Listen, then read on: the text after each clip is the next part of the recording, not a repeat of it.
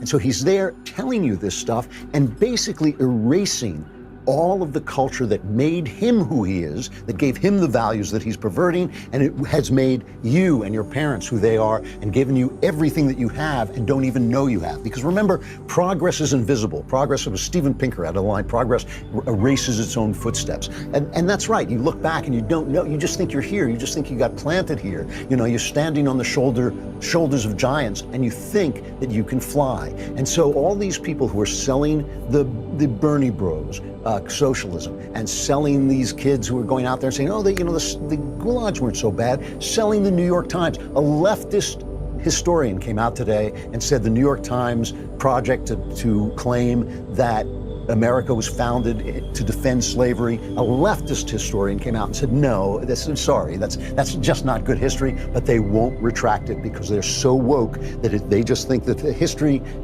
comes out of their imagination and that becomes the new history.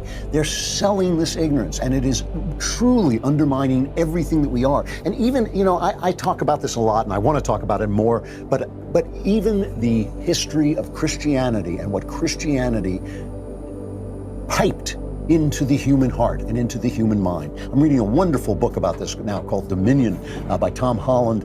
We should get Tom Holland on the show actually and talk to him about it. It's a doorstop. It's like 900 pages. It's a great big history book, but it's really fascinating. But just talking about the fact that the ideas that we take for granted, the idea of human rights, the idea of sexual rights, the idea that men should be faithful in a marriage, not just women faithful in a marriage, all these ideas, they come to us through Christianity. You don't have to believe in Jesus. You don't have to believe in Jesus, but shouldn't you know where your ideas come from? Shouldn't you know why you think that even people who are selling socialism, why they think the poor should have dignity, why they think the poor are, it used to be, I hate to break this to you, but it used to be that people looked down on the poor. They looked down morally on the poor. Jesus is asked in the Gospels, why is this person sick? Did he sin or did his parents sin?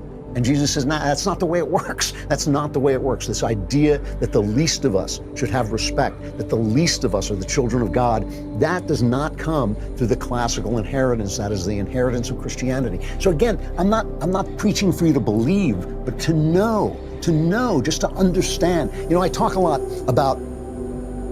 when I talk to colleges about the way ideas spread. And I talk about the fact that Socrates taught Plato, and Plato taught Aristotle, and Aristotle taught Alexander the Great, who went out and conquered the Western world and turned it into a Hellenic instrument. He turned it into an instrument of Hellenic culture, which he got from Aristotle, who got it from Plato, who got it from Socrates. Then that world was conquered by Rome, then Rome was conquered by Jesus Christ, and they became a vehicle to spread that, and those two ideas came together, and that's where we come from. And if you don't know that stuff, you don't even know why. You think it's just instinct. Oh, I just know what's right. I just know what's wrong. But you don't know that your heart has been schooled by a tradition, and they're trying to make you stupid. There's an amazing thing going back to the press reaction to the impeachment. CNN analyst Joe Lockhart tweeted a conversation he overheard between two Republican senators during the day's impeachment trial. He said, this is his tweet, overheard convo between two Republican senators who only watch Fox News. One said, listening to Schiff, is this stuff real? I haven't heard any of this before, because he's watching Fox News, so he's ignorant. I thought it was all about a server. If half the stuff Schiff is saying is true, we're up the creek. Hope the White House has exculpatory evidence. Well, the tweet racked up over 8,000 retweets and 34,000 likes. And then, of course, and journalist Jennifer Rubin, crazy lady from the Washington Post, she retweeted it. And then, of course, Lockhart said, no, I was just kidding around. It was just satire. CNN, the people who fact-check the Babylon Bee, are suddenly okay with satire. But the satire itself, I'll accept it as satire, but the satire itself is really bad. Because what he's saying is people who watch Fox News don't know what they're saying on CNN. But the people who watch Fox News, in fact, are surrounded by CNN. It's in the airports. They're surrounded by NBC News because those are the networks. That's where they watch their television shows, so they're getting the news from there. They hear the left because the left owns so much of the communications territory. He's saying we're ignorant, but survey after survey shows again and again that Fox News listeners get more answers right about the news than anybody else, that Rush Limbaugh has the most educated listeners. And of course, we already have the heaven of listeners and viewers here. And you know, I mean, I think that this is the illusion that they have, that people who aren't watching them don't hear what they have to say, but they're everywhere. You have to turn on Fox News to hear Fox News, and they go out of their way to demonize Fox News so that you won't listen to them.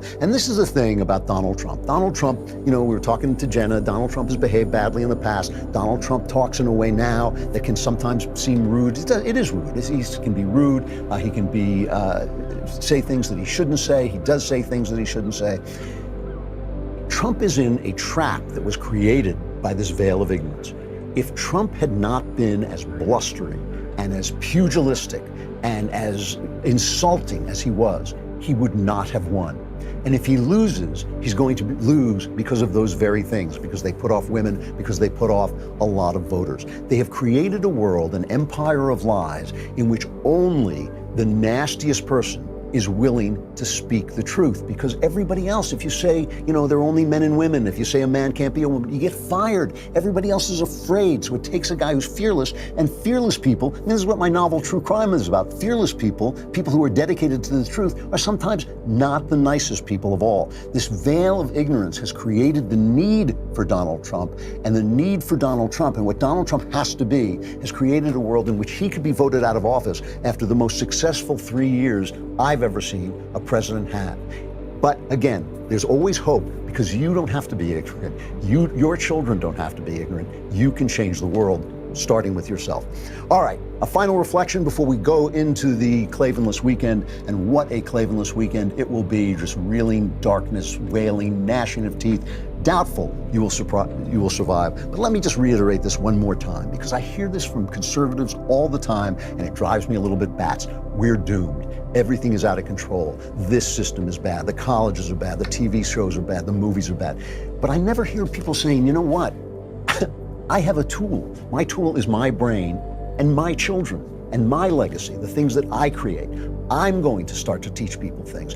I'm going to start to read Plato, the Nicomachean Ethics. I'm going to start to find out what it means, what the pursuit of happiness means. Because, you know, all of these philosophers, including Jesus, were talking about happiness. We talk about them as if they were talking about morality, shaking their fingers at us, but they weren't. They were talking about happiness, what Aristotle and the Greeks called eudaimonia, which isn't just big smiley, yellow smiley face happiness. It means good spirit. It means having what Jesus called life in abundance. And Aristotle talked about the fact that that came from virtue. So that's why he was talking about morality, because he wanted you to be happy. He wanted you to have life in abundance. Same with Jesus. Almost everything he says is in support of this joy that you get when your soul is aligned with virtue, when your soul is aligned with its creator, essentially. And all of those things can be learned. They're all there. They're all in the books. There are classes on them. There's YouTube videos about them. They're all there. You can learn them. You can pass them on. It is never too late